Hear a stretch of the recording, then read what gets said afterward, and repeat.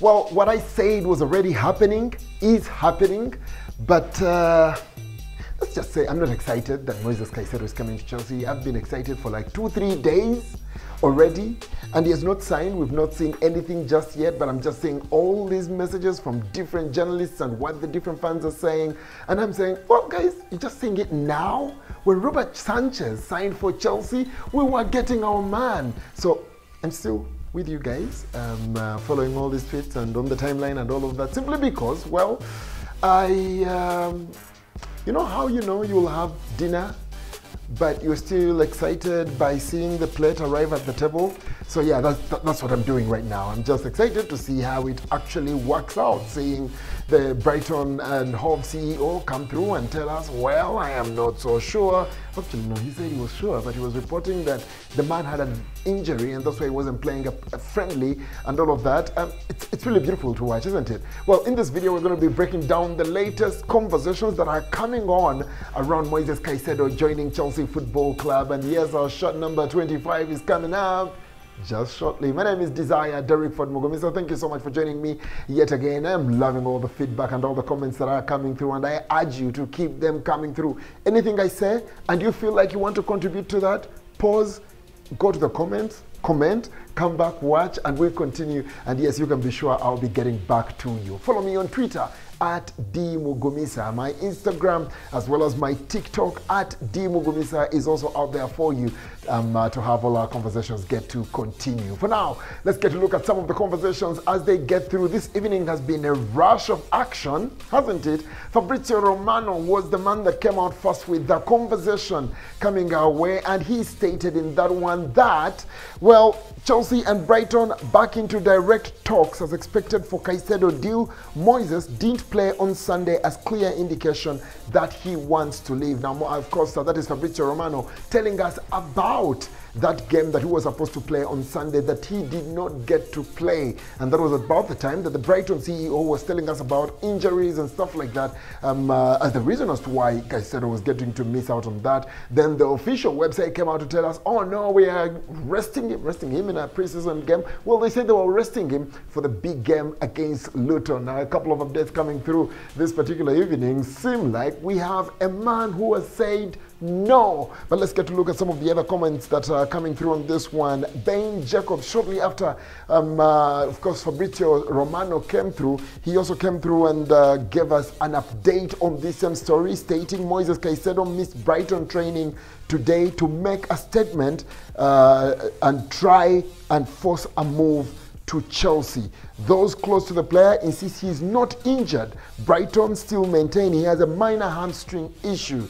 Caicedo has again asked to move before the season starts. Yes, it really is the inevitable happening now. And I will remind you that earlier we stated, well, I stated on this podcast that I do believe, why do I keep calling it a podcast? Because I don't think it's a podcast. I think someone told me it's an update. So yes, I told you on one of my videos, and I will put that right here, that I believe for 90 million we should be able to get Caicedo. I'm still quite confident that that figure should be enough to get us Caicedo. Going on to what else has been said, Ben Jacobs continues to state Brighton's position remains that they don't wish to sell and Chelsea must meet their valuation. A new bid is imminent. So yeah, Fabrizio Romano is saying that they are back in conversation. Shortly after that, Ben Jacobs comes through and tells you that, well, a new bid from Chelsea is imminent. The difference is what, about 3 minutes in between those particular tweets, so you definitely know that there is quite a bit that is happening currently for the inevitable to get to happen. Moises Caicedo to Chelsea soon. And yeah, now we get to wait for Fabrizio's. Here we go. Let's get to look at some more of the conversations that are coming through. Simon Phillips reporting that Gary Jacob came out, and this is from the Times, Gary Jacob. He came out to state Moises Caicedo is doubtful to play for Brighton. Now, not versus Rayo Vallecano yesterday, Sunday. not in training tomorrow or anything, but versus Luton Town. And that is the opener for Brighton this coming weekend in the English Premier League. So yes, this young man is throwing his toys out of the pram, as he should have even much earlier, but I guess he tried to be as respectful as possible to Brighton, and they have just not listened to him. So this is what we have, that he is doubtful to play for Brighton versus Luton Town, while there is an impasse in his proposed move to Chelsea. Caicedo is said not to be in the right frame of mind after Brighton rejected Chelsea's £80 million offer last week. It must hurt Brighton, it must really hurt. You are trolling us for not being in Europe, and now a player you have doesn't want to play for you in Europe, to come back and play at Chelsea Football Club that is not in Europe. How does that feel, Brighton? How does that feel? Someone find the social media admin. Can he come and apologize to us? Yeah, can he? Let's get to move on to some more of... I'm sorry, man. It's just nice to watch, isn't it? It's just nice to watch. It's great being a Chelsea fan today, isn't it? Jacob Steinberg, he's usually the more careful one, coming in from The Guardian. He also, many minutes later, came through to the party and also added his view, and he's, well, stamp to this one, and he stated, as reported elsewhere, Moises Caicedo absent at Brighton training today. Expectation remains he ends up at Chelsea, but it will take at least £100 million. Now that is quite something. It's a great day once again to be a Chelsea fan, but we've not had so many bad days, have we? Beautiful stuff. Anyways, it brings us to the conversation. Moises Caicedo, where, of course, we know where he will play, don't we? I would love to go back to an Alex Goldberg tweet that I saw shortly after we saw the ones coming in, I think from Fabrizio as well as Ben Jacobs. He came out to state and ask a very interesting question. What number should Moises Caicedo be for Chelsea? And of course, you want to imagine that he is speaking about the shirt number. Now, the shirt numbers, I want to point out to you that last year, by the 4th of August, they were out.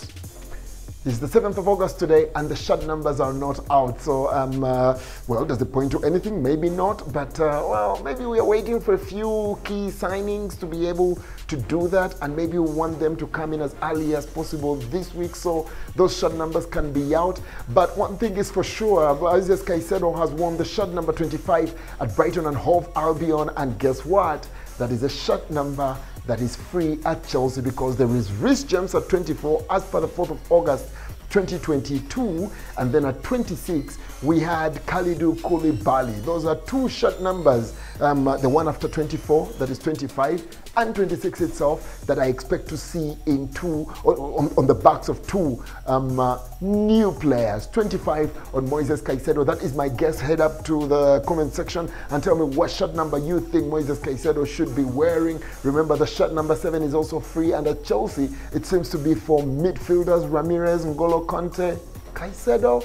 That's also something. I mean, we've also seen the mathematics behind shirt numbers. Usually 25 could be for a winger who wants to wear number 7, but because 2 plus 5 is 7, they will take 25 if 7 is not available.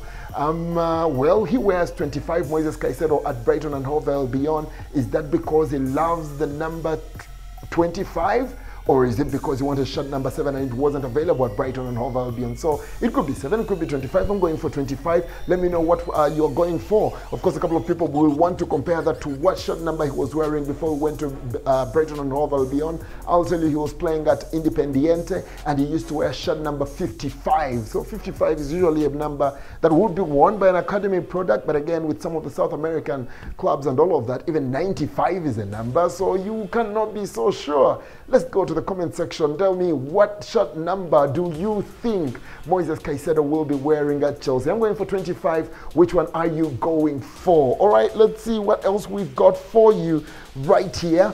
Now, sometimes we have to reflect and change our opinions here and there. And for me today, I changed my opinion based on the fact that I understand that Andrés Santos will still go out on loan, and he will likely go out on loan or maybe stay.